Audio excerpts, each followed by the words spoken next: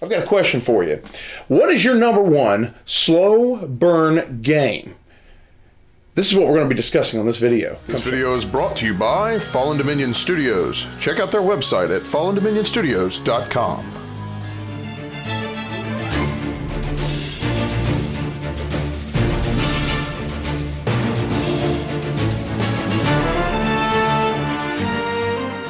Hey there folks, welcome back to the Dice Odyssey. I'm Kaz, and today, that is the question.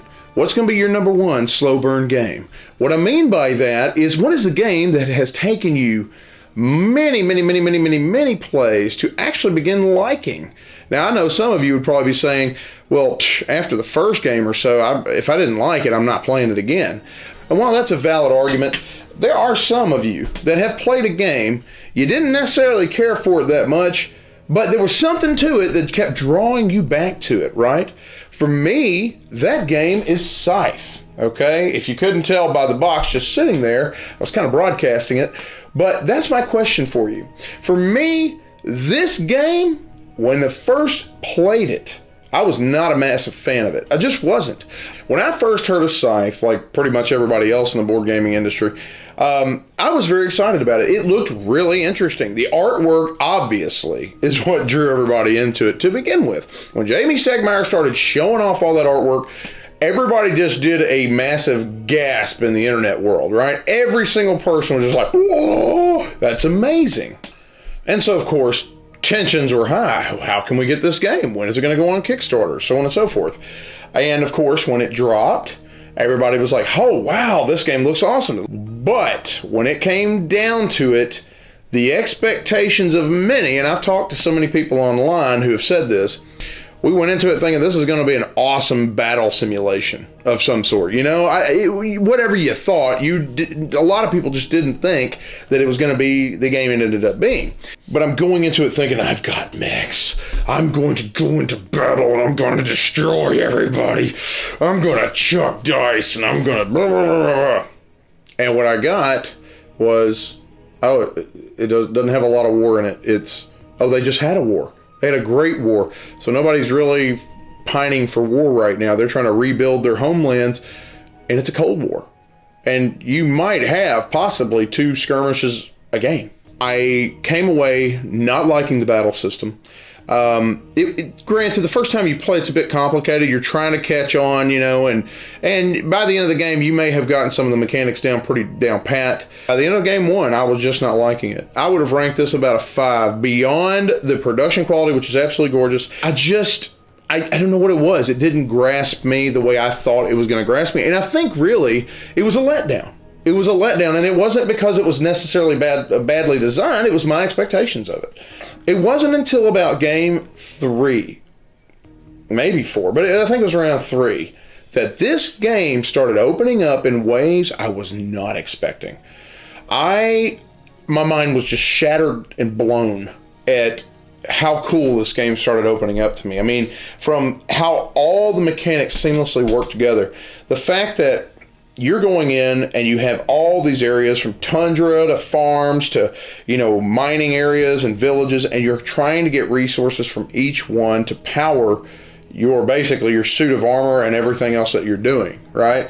To be able to do upgrades. The thing, I tell you what, the thing that really started grasping me was the fact that I had top row actions and bottom row actions, and I had a different faction. I love asymmetry in games. I love having my own powers, right? I love engine building. I like resource management. I like battling, and it had a bit of everything, more so than battling. It had everything, like it was just a straight engine building game. I like territory control, area control, So I like deep strategy and tactics in games. And so it had everything that I normally would have liked in a game, except it was a hybrid of a Euro. It was more Euro-ish than I necessarily liked to be in a game that looks like this. And then it had just very little battle. I was able to figure out so well how the top row actions worked with the bottom row actions, and how you get resources to power this, to upgrade the top row, to discount the bottom row, and how you have to build structures on the map to gain more resources, or have a tunnel, or gain more power and popularity, and the fact that you can build your mechs and you have to mine for ore to get those kinds of things, and the fact that you have to enlist. And I'll tell you what, the enlistment system on this game is by far probably my favorite aspect of it, because it reminds me of a passive ability, like in a game like Space Base, where you might have built up your engine some, and you've got your passive abilities laid out, and if somebody rolls a dice on their turn, you're gaining as well, even though you're not the active player. I love that kind of stuff. And it finally started clicking for me about game 3 or 4, and I was going, wow, this game's amazing. And I was just thinking to myself, wow, look at all the look at the layout. Look at how I can go from here to there, and I can cross rivers once I upgrade to this mech, and I have certain kinds of powers that come out, as I go and open up more mechs. This is the kind of game that you kind of chew on, that you're still continuing to think about sometimes after you leave the table. You're just going, oh my gosh, I could see this strategy opening up, this strategy. And I think that's really what brought me back to the table, was I kept thinking about the game, thinking maybe I didn't give it a fair shake. Maybe I didn't give it a fair chance. Maybe my expectations are too high. And I think that's what we do in board gaming culture sometimes, is that we get so hyped up about something we see, and we're like, wow, it's got all these things I like in a game, where the artwork's amazing. And then you sit down with this game that you've been hyped for like over a year or whatever, and because it does not send you over the moon on that first play, you might be willing to give up on it. And I think we can all be guilty of that sometimes. But as a reviewer, for myself personally, I have to push through games, even sometimes when I'm not a big fan of them the first time through. I have to push through and see what I can find out about how this game works mechanically, whether or not it's put together well, what I can do to help you as a viewer decide whether or not you think a game's for you, right? And with Scythe, I didn't want to do a review on it until I was quite satisfied that I had pushed through all the nuances. This is the type of game you need to play, goodness, 7 or 8 times at least before you do a review. And I have to say, just if I was going to give a mini review on it, this is a brilliantly designed game. From the popularity track and how you have to be careful. I mean, it works with the theme. It's a very thematic game, deeply immersive. The fact that you have to be careful not running workers off of sites, because if you do that, your popularity go down, because they're tired of war and they're looking at you as a bully faction. And I love the fact that you have structure bonuses in the game, that you have to figure out where to strategically put your structures to get more points out of the game. I love the fact that points is money. I really enjoy these encounter cards, the encounter cards that just have mainly artwork on them, and then 3 moral decisions you have to make. And you don't even have a story told, you just kind of have an idea of the story told, just because the artwork is so amazing. So having your own objectives given to you, which may or may not be something you should go for depending on the game and what you get, the factions that you get, the fact that your factions are randomized every game, and that the bottom board is randomized every game, to going to that factory, to being able to hold more area because of that, to the tunnel system that allows you to travel the board quicker, to open up more mechs, and upgrading all of your abilities, and the enlistment system. I mean, everything gels perfectly in this game, I find. Except the one thing I still wish was a little better was that battle system, but I've actually grown accustomed to it. I've actually grown to like it. I kind of wish it was a little bit more dynamic, but it's actually a really good system overall for this type of game.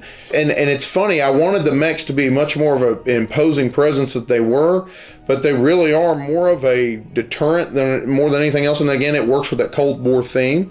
They're really just your tanks, I love the resource management system. I like resource management as it is. I love the fact that you're bluffing with power at times, and you have to try to keep your power level up, or, if you use a lot of it, people will start gunning for you. So it in itself is a deterrent. One thing I will say, I didn't care for too much at first. I didn't care for how abrupt the end game was on the first several plays, even past when I started liking it. There were times where you're building your engine up, and all of a sudden somebody puts that 6 star down, even if they may not win. That really frustrated me, because you're in the middle of like making your engine strong, and I got to the point where I realized, oh, okay, so you're not going to do everything in this game. you know, you can do a lot of things and you might complete some of it, but you might as well, if you're behind on upgrades and you see somebody getting those stars in place, you might as well just go to some other things and get those stars quicker, because upgrades take longer. I say all of that to say this game in general went from about a 5 for me to about a 9 after many plays of it. It went from a game I didn't care for, didn't want to play again, to the point of now, this is one of my top 3 games of all time. But Scythe, for some reason, has captured my mind and heart recently, and I find myself wanting to play it almost more than any other game I have in my collection, and that I did not expect. So, all in all, this game, this video is more kind of a mini hybrid review, kind of like Scythe, right? But this was kind of more of a mini review / like question of the day, question of the week kind of thing. I really am curious, what is your slow burn game? What is the game that had that kind of feeling for you as well? I have to say, Jamie Stonemaier is blowing my mind with his designs.